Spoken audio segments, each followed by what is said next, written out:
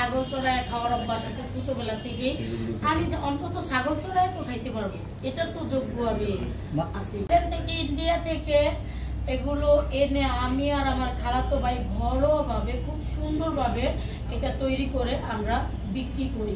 আপনি যে থাইল্যান্ড থেকে ইন্ডিয়া থেকে যে প্রোডাক্টগুলো এনে আপনি ঘরোয়া ভাবে বিক্রি করতেন, এগুলো কি বিএসটিআই এর অনুমোদন ছিল কিনা, বা আপনি অনুমোদন নেওয়ার চেষ্টা করেছেন কিনা কখনো? এটা আমি এতটুকু আমি আপনার বিষয়ে এতটুকু আমি বুঝি না, কিন্তু ঘরোয়া ভাবে আমার জানা মতো ঘরোয়া ভাবে তৈরি করলে এইভাবে তৈরি করে যদি বাইরের দেশ থেকে কোনো মাল না, আমি যতটুকু জানি এটা নিয়ে আমার প্রশিক্ষণ নেই, আর আমার জানা তাই আমি বলতেছি এটা এভাবেই থাইল্যান্ড আর ইন্ডিয়া থেকে আইনা এই প্রোডাক্টগুলো ঘরোয়া ভাবে তৈরি করে বিক্রি করি।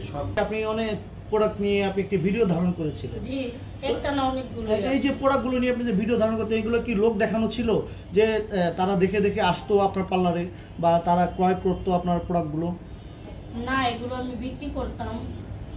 মানে আপনার সেল বাড়ানোর জন্য আপনি সেই ভিডিওগুলো তৈরি করতেন? আমি তো কোনো সময় টাকাই পাই না, ইউটিউব থেকেও টাকা পাই না, আমি ফেসবুক থেকেও টাকা পাই না।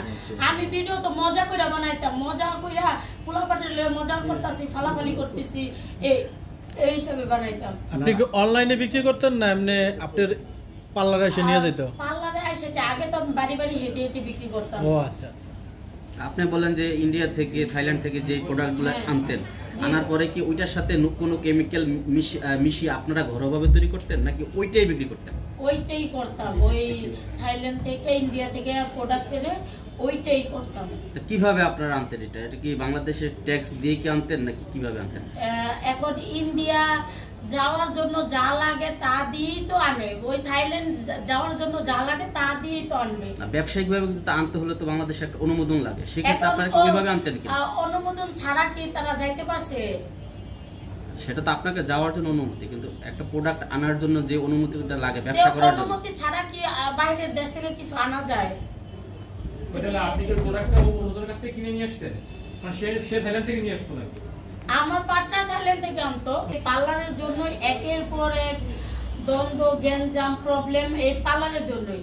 এই কারণে চাইতাছি যে থাক, পার্লারটার জন্য সমস্যা, পার্লারটাই থাক আমার জীবনে, পার্লারটা দরকার নেই। তো পার্লার যদি বন্ধ করে দেন তাহলে আপনি কি করে খাবেন? আপনার আয়ের উৎস কি?